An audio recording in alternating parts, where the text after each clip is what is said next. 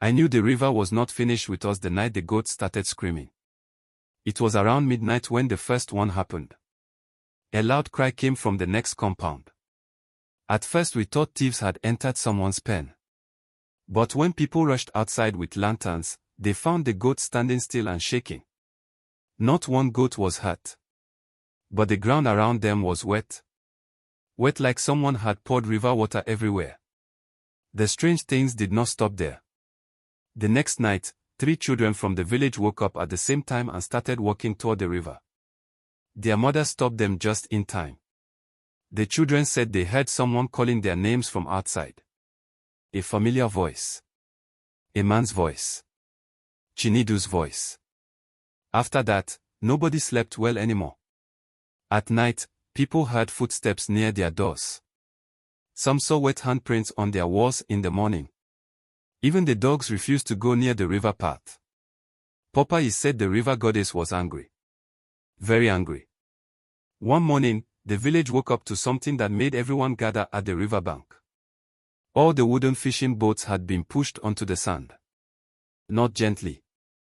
They looked like something from the water had thrown them there during the night.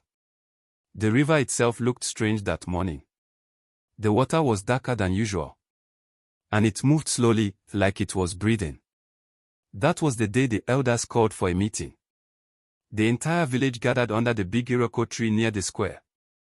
Old men, women, even the youth leaders came. No one laughed. No one argued. Everyone knew the problem was bigger than us. Popeye stood up and spoke slowly. We must go to the oracle. Nobody objected. The oracle lived deep inside the forest, far from the village. People only went there when something terrible was happening. 3 elders, Popeye, and 2 young men went the next morning. I followed them halfway before turning back. The forest path to the oracle's shrine was quiet and dark. Even during the day it felt heavy. When they returned that evening, their faces looked pale. The whole village gathered again to hear what the oracle had said. The oldest elder cleared his throat before speaking. The river goddess is angry because a pact was made without respect. Everyone immediately thought about Chinedu. The sacrifice was wrong, the elder continued. The river was insulted. A woman began crying softly.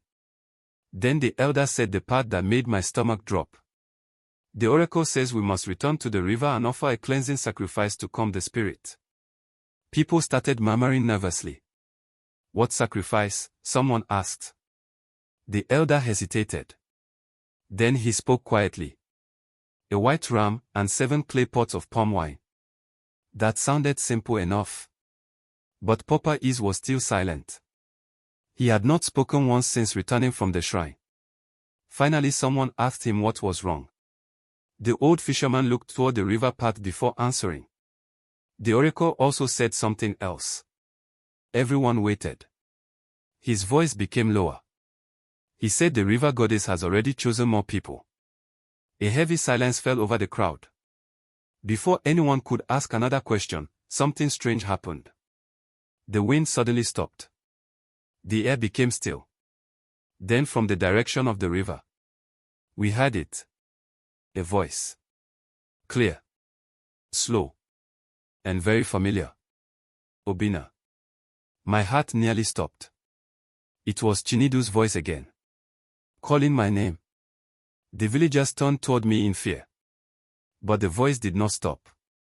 From the riverbank, the water suddenly began to ripple violently. Even though nobody was near it. Popeye grabbed my arm tightly. His voice trembled. The sacrifice will not be enough, he whispered.